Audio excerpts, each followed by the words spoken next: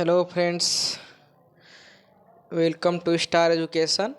आज हम आपको पेट के और अदर भी जो है कितने भी कंपटीशन हैं उसके सबसे महत्वपूर्ण क्वेश्चनों को डिस्कशन करने वाला हूं।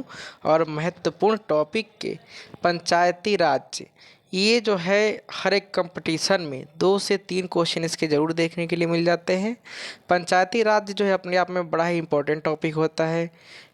जितने भी मतलब स्टेट लेवल के हो, सेंट्रल लेवल के एग्ज़ाम हो, पुलिस हो, एसआई हो, आरओ हो, एआरओ हो, पेट हो, ये हर एक एग्ज़ाम में क्वेश्चन इससे आते ही आते हैं। इसलिए इसको दोस्तों अच्छे से देखिए और इसको लर्न करिए, पूरा पूरा इसको लर्न करिए। इसमें केवल जो है हमने पंचायती राज्य के ही क्वेश्चनों को डिस्कशन करने की कोशिश की है।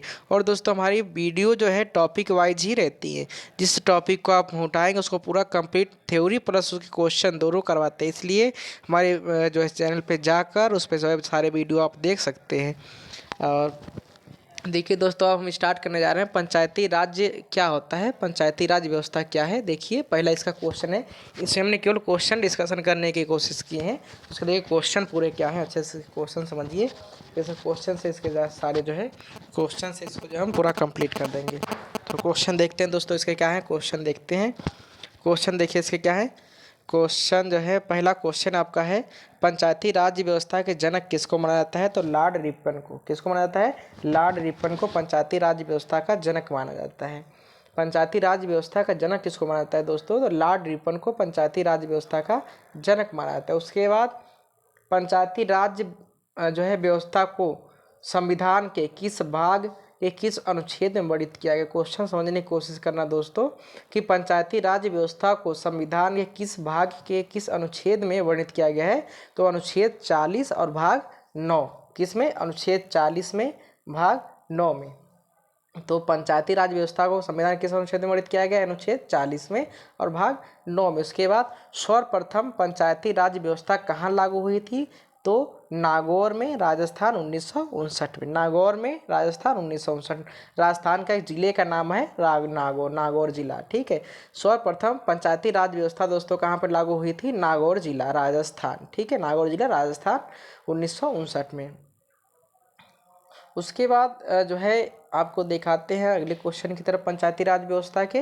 तो देखिए पंचायती राज व्यवस्था के क्वेश्चन बहुत घुमा घुमा के आते हैं, बहुत ही मतलब इसके मतलब ये टॉपिक अपने आप में इतना इंपॉर्टेंट है कि इसके इतने सारे क्वेश्चन बनते हैं। हमने खुद इसके 30 क्वेश्चन इसमें हम जो है रखे हैं। इसके जो है 30 क्वेश्चन है। तो देखिए यदि हम उम्मीद करते हैं कि यार ये 30 क्वेश्चन यदि आपको लर्न हो गए, यदि आपने इसको 2-3 बार अच्छे से देख लिया इस वीडियो को और लर्न कर लिया देख कर, तो आप जो है किसी एग्जाम में इससे इस टॉपिक से क्वेश्चन छूटने वाले नहीं हैं। अगला देखिए क्वेश्चन दोस्तों क्या कहता है।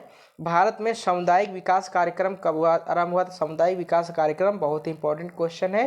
कब आरंभ हुआ था? 2 अक्टूबर 1952 को। अब 2 अक्टूबर को ही क्यों जो है आरंभ किया गया क्योंकि जो अपने गांधी जी थे इनका जन्म जो है 2 अक्टूबर को हुआ था और जो है अहिंसा के पुजारी थे। ठीक है।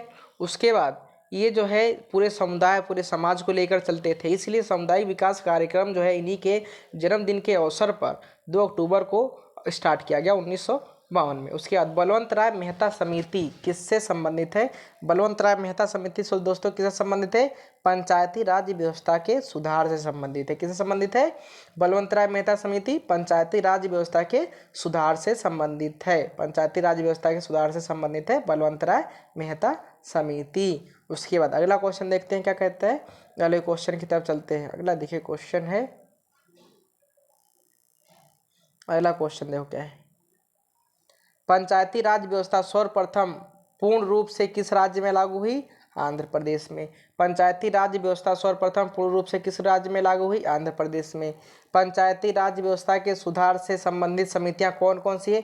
इसमें दोस्तों से हम सारी समितियों को बता दिए जो पंचायती राज व्यवस्था के सुधार से संबंधित है। देखिए जैसे बलवंत राय मेहता समिति ओबीसी के जो सुधार से रिलेटेड थी, वैसे इसमें भी हमने जो है लिखने की कोशिश की है। देखिए दोस्तों कौन कौन से, मैंने एक ही साथ लिख दिया कि सारी समितियाँ तुमको एक साथ दिख जाए। अब क्वेश्चन में समितियाँ ही ज़्यादा पूछी जाती है एग्जाम में, जो है समितियाँ ही अधिकतर पूछते हैं कि कौन कौन सी समितियाँ जो है अधिकतर ये जो है पूछी जाती है, वो हम समितियों के नाम लिखे हैं पंचायती राज व्यवस्था के। तो देखिए कौन कौन सी समितियाँ अधिकतर पूछी जाती हैं। अशोक मेहता समिति, कॉमा यहाँ पर लगाना चाहिए था, गलत प्रिंट हो गया है। अशोक मेहता गलत टाइप हो गया, अशोक मेहता समिति, और जो है PV.K. राय समिति, उसके बाद थुंगन समिति, उसके बाद सिंघवी समिति। तो दोस्तों कौन कौन सी, तो ऊपर हम बता दिए थे बलवंत राय मेहता समिति, उसके बाद जो है मेहता समिति, अशोक मेहता समिति, उसके बाद PV.K. राय समिति, उसके बाद थुंगन समिति, उसके बाद संघवी समिति। 5-6 समितियां जो हैं पंचायती राज व्यवस्था के सुधार से संबंधित है, इंपॉर्टेंट भी बार बार एग्जाम में पूछी जाती हैं समितियां। उसके बाद देखते हैं 8 नंबर का क्वेश्चन क्या कहता है। 8 नंबर के क्वेश्चन पे चलते हैं। 2 स्तर का सुझाव। अब जो है जितनी पंचायतियाँ थी, जितनी समितियाँ थी पंचायती राज व्यवस्था की, वो जो है क्या क्या काम किए हैं उनका अलग अलग काम भी बता देते हैं। यानी वो पंचायती राज व्यवस्था के अंदर क्या क्या सुधार किए हैं वो सुधार बताते हैं, अलग अलग सुधार कौन कौन सी समिति ने क्या क्या सुधार किया, उस सुधार के बारे में हम बताने जा रहे हैं। देखिए बताने जा रहे हैं, देखिए इसमें जो इसका PDF भी आप जो है कॉन्टेक्ट करके जो है ले सकते हैं, हमसे जो कांटेक्ट कर सकते हैं और ले सकते हैं। इसमें डिस्क्रिप्शन लिंक में अपना नंबर भी दे देंगे, टेलीग्राम का लिंक भी है, इंस्टाग्राम का भी लिंक है, जिस पे आप चाहेंगे इसको जो है मैसेज कर सकते हैं, कॉल कर सकते हैं। आपको जो है PDF प्रोवाइड कर दिया जाएगा फ्री ऑफ कॉस्ट, कोई चार्ज नहीं है। देखिए उसके बाद 2 स्तर का सुझाव पंचायती राज व्यवस्था में किस समिति ने दिया था? अशोक मेहता समिति ने दिया था। किसने दिया था? अशोक मेहता समिति ने दिया था। 2 स्तर का सुझाव जो है किस पंचायती राज व्यवस्था में किसने दिया था? अशोक मेहता समिति ने दिया था। तो अब दोस्तों क्वेश्चन आ जाए कि 2 स्तर का सुझाव पंचायती राज व्यवस्था में किसने दिया था? अशोक मेहता समिति ने दिया था। अशोक और मेहता ऐसे याद रखो, 2 आदमियों के नाम हो गए, अशोक और मेहता 2 आदमियों के नाम हो गए, तो याद रखना 2 स्तर, ठीक। उसके बाद किस समिति ने पंचायती राज व्यवस्था का संवैधानिक दर्जा देने की सिफारिश? किस समिति ने पंचायती राज व्यवस्था को संवैधानिक दर्जा देने की सिफारिश की? तो बलवंत राय मेहता समिति ने। किसने सिफारिश की? बलवंत राय मेहता समिति ने जो है सिफारिश की, संवैधानिक दर्जा देने की सिफारिश की थी बलवंत राय मेहता समिति ने। उसके बाद पंचायती चुनाव के लिए उम्मीदवार की आयु कितनी होनी चाहिए? 21 वर्ष, यानी प्रधान वगैरह इनके चुनाव के लिए आयु कितनी होनी चाहिए? पंचायती चुनाव के लिए उम्मीदवार की आयु कितनी होनी चाहिए? 21 वर्ष होनी चाहिए। 21 वर्ष का होता है तो आराम से चुनाव लड़ सकता है। आजकल के 21 वर्ष के बच्चे तो घूम रहे हैं। अगला देखो, अगला क्वेश्चन,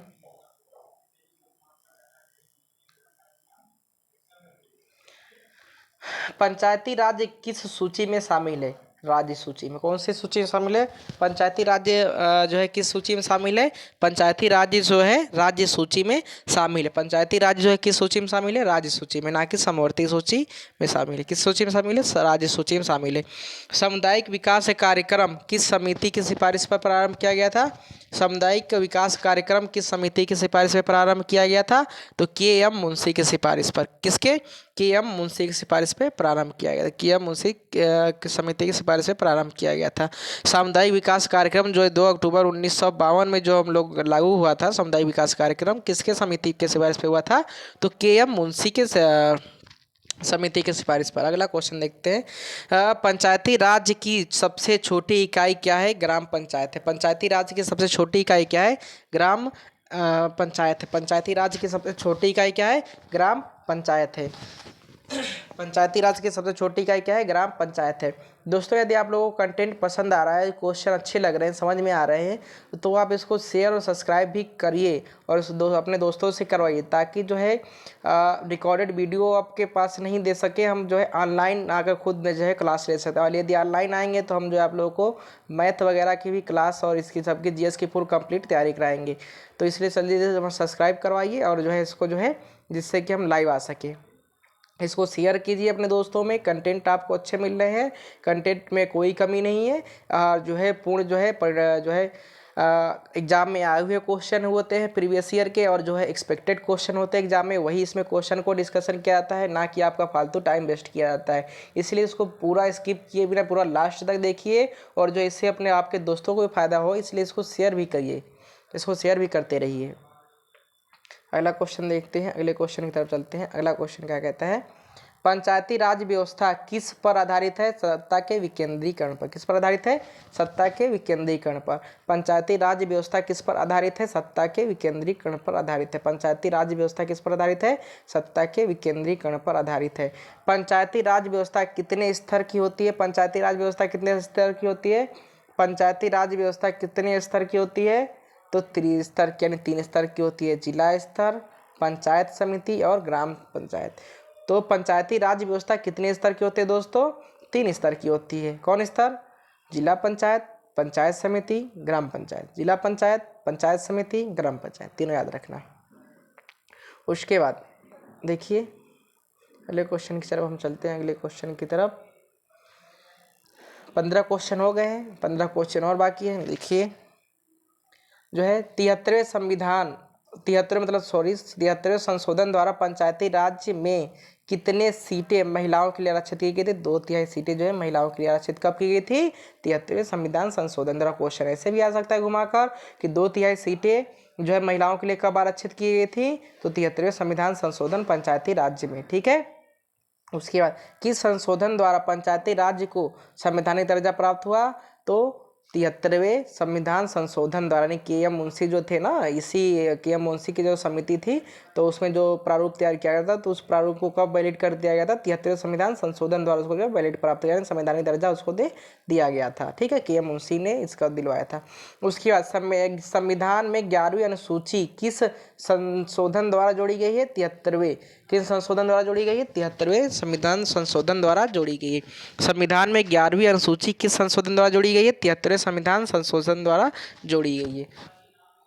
याद रखिएगा 73वें पंचायती राज में अधिकतर सब 73वें ही आएगा। पंचायती राज में यदि कोई संशोधन पूछे तो पूरा आंख मूंद कर 73वां लगा देना, क्योंकि इसमें 73वां ही संशोधन अधिकतर किया गया है। पंचायती राज व्यवस्था से संबंधित जो संशोधन हुए हैं सारे वो सब 73वें संशोधन लगभग सब कंप्लीट कर लिया। देखा जो संशोधन इधर उधर है, लेकिन मोस्टली जो संशोधन जो है 73वें में ही कंप्लीट कर लिया गया। अगले क्वेश्चन की तरफ चलते हैं। अगला देखिए क्वेश्चन क्या कहते हैं? पंचायती राज द्वारा लगाया गया कर वो क्या कहते हैं? पंचायती राज द्वारा लगाए गए कर को क्या कहते हैं? बाजार कर कहते हैं। पंचायती राज द्वारा लगाए गए कर को क्या कहते हैं? कर बाजार कहते हैं। एक चीज़ और दोस्तों, पंचायती राज द्वारा लगाए कर को बाजार कर, मेला कर, ये सब किस में आते हैं? पंचायती राज द्वारा लगाए जाते हैं। इसमें लिख लो मेला कर भी ऐड कर लेना। मेला कर भी किसके द्वारा लगाया जाता है? इसी के द्वारा लगाया जाता है, पंचायती राज के द्वारा ही लगाया जाता है। मेला कर हो गया। ठीक है, मेला कर भी किसके द्वारा लगाया जाता है? पंचायती राज द्वारा ही लगाया जाता है। ठीक है,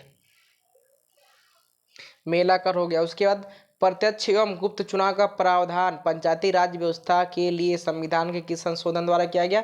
73। हम कह रहे हैं दोस्तों बिल्कुल 73वें रट लो। पंचायती राज व्यवस्था से संबंधित कोई संशोधन पूछे तो 73वां बिल्कुल आंख मूंद के लगा ही देना है तुमको। 73वां के अलावा कोई ऑप्शन नहीं सही हो सकता है। ठीक है, 90% चांस रहता है कि और कोई 90% चांस है 73वें संविधान संशोधन ही पूछेगा। 10% इधर उधर चला जा सकता है, नहीं कह सकते। एक आध दो संशोधन जो है इधर उधर हुए हैं, ऐसा नहीं कि नहीं हुए हैं, लेकिन हुए हैं, एक आध दो हुए हैं। लेकिन जो 73वां है इसमें सबसे ज़्यादा संशोधन हुआ है पंचायती राज व्यवस्था में, इसलिए 73वां बिल्कुल माइंड में फिक्स यहाँ पर बिल्कुल जो है अपने जो है दिमाग में बिल्कुल जो है फिट कर लो, या इसको जो है कैसे भी करके 73 करके बिल्कुल याद कर लो। 73वां संविधान संशोधन बिल्कुल याद कर लो जो है पंचायती राज व्यवस्था से। उसके बाद जो है पंचायती राज व्यवस्था का कार्यकाल कितने वर्ष का होता है? 5 वर्ष का होता है। पंचायती राज व्यवस्था का कार्यकाल कितने वर्ष का होता है? 5 वर्ष का होता है। पंचायती राज व्यवस्था का कार्यकाल कितने वर्ष का होता है दोस्तों? पंचायती राज व्यवस्था का कार्यकाल जो होता है 5 वर्ष का होता है। उसके बाद पंचायती राज व्यवस्था का कार्यकाल कितने वर्ष का होता है? 5 वर्ष का होता है। उसका देखो क्वेश्चन की तरफ चलते हैं। राज्य निर्वाचन आयोग उत्तरदायी है किसके लिए? पंचायती राज संस्था के निर्वाचन के लिए। तो ऐसे क्वेश्चन इसको घुमा के दे देगा कि पंचायती राज संस्थाओं का निर्वाचन के लिए कौन उत्तरदायी होता है? तो राज्य निर्वाचन आयोग उत्तरदायी होता है। तो पंचायती राज संस्थाओं के निर्वाचन के लिए कौन उत्तरदायी होता है दोस्तों? तो पंचायती राज संस्थाओं के निर्वाचन के लिए कौन उत्तरदायी होता है? तो राज्य निर्वाचन उत्तरदायी होता है। अगले क्वेश्चन की तरफ चलते हैं। अगला देखिए क्वेश्चन कहता है 23 नंबर का। तो भारत में पंचायती राज अधिनियम की शुरुआत कब हुई थी? भारत में पंचायती राज अधिनियम की शुरुआत कब हुई थी? 25 अप्रैल 1993 को। भारत में पंचायती राज अधिनियम की शुरुआत कब हुई थी? 25 अप्रैल 1993 को। भारत में पंचायती राज अधिनियम की शुरुआत कब हुई? 25 अप्रैल 1993 को। उसके बाद 24 नंबर का क्वेश्चन, पंचायती राज दिवस कब मनाया जाता है? 24 अप्रैल को। पंचायती राज दिवस कब मनाया जाता है? 24 अप्रैल को। पंचायती राज दिवस कब मनाया जाता है? 24 अप्रैल को मनाया जाता है। याद रखो, क्वेश्चन बिल्कुल फिक्स कर लो। 25 अप्रैल को अधिनियम लागू भले ही हुआ था, लेकिन पंचायती राज दिवस जो है 24 अप्रैल को मनाया जाता है, क्योंकि उस समय जो है बन के तैयार हो गया था। लागू भले ही एक दिन बाद में हुआ है 25 अप्रैल को, तो इसलिए पंचायती राज दिवस कब मनाया जाता है? 24 अप्रैल को। और जो है पंचायती राज अधिनियम जो है लागू कब हुआ था? 25 अप्रैल 1993 को। अगले क्वेश्चन की तरफ चलते हैं। देखिए अगला क्वेश्चन क्या कहता है। अगला क्वेश्चन, पहली बार किस प्रधानमंत्री के कार्यकाल में पंचायती राज व्यवस्था लागू हुई थी? तो पंडित जवाहरलाल नेहरू के कार्यकाल में जो है पहली बार जो है पंचायती राज व्यवस्था कब लागू हुई थी? तो पंडित जवाहरलाल नेहरू के कार्यकाल में लागू हुई थी। प्रधानमंत्री यही थे, पंडित जवाहरलाल नेहरू। ठीक है। अब वो कैसे बने, किस आधार पर बने, इसके विषय में तो यदि आप जानना चाहते हैं तो हमारा एक वीडियो पड़ा है, उस पर देख सकते हैं। बनने वाला कौन था, बनाया किस हो गया, अब क्या इसकी कमियां रहीं, क्या अच्छाइयाँ थी इनको बनाने के पीछे, क्या कमियां थी इनके बनाने के पीछे, ये सब जो है उस वीडियो में हम बताए हैं। इसमें आप जो है हमारे जो है चैनल पे जाके वो वीडियो देख सकते हैं पंडित जवाहरलाल नेहरू के बारे में। और कांग्रेस की उसमें नीतियाँ भी आप देख सकते हैं क्या क्या थी उसमें। कांग्रेस की हमने सारी नीतियाँ ही बताई हैं। उसके बाद दोस्तों अगला जो है क्वेश्चन कि स्थानीय स्वशासन को लोकतांत्रिक पाठशाला किसने कहा था? इंपॉर्टेंट क्वेश्चन है, लॉर्ड ब्राइट्स ने। ठीक है, ये इसको स्टार लगा लो। स्थानीय स्वशासन को लोकतंत्र की पाठशाला किसने कहा था? लॉर्ड ब्राइट्स ने। किसने कहा था? लॉर्ड ब्राइट्स ने कहा था। पंचायती राज्य के कितने मुख्य कार्य होते हैं दोस्तों? पंचायती राज्य के कितने मुख्य कार्य होते हैं? 29। पंचायती राज्य के कितने मुख्य कार्य होते हैं? 29 कार्य होते हैं। पंचायती राज्य के कितने मुख्य कार्य होते हैं? 29 कार्य होते हैं। पंचायती राज के कितने मुख्य कार्य होते हैं? 29 कार्य होते हैं। उसके बाद दोस्तों देखते हैं अगला क्वेश्चन कि पंचायती राज मंत्री बनाने की सिफारिश किस समिति ने की थी? अशोक मेहता समिति ने। हाँ दोस्तों, बताया था कि आपको अलग अलग समितियों के अलग अलग कार्य भी बताएंगे, और एक साथ ही बता दिए हैं कि सब पंचायती राज व्यवस्था के सुधार से जुड़ी हुई जो है समितियाँ हैं। और जो है यदि पूछे कि अशोक मेहता समिति का कार्य क्या था, तो पंचायती राज मंत्री बनाने में उसने जो है सुधार किया था, पंचायती राज व्यवस्था का सहायता किया था। ठीक है।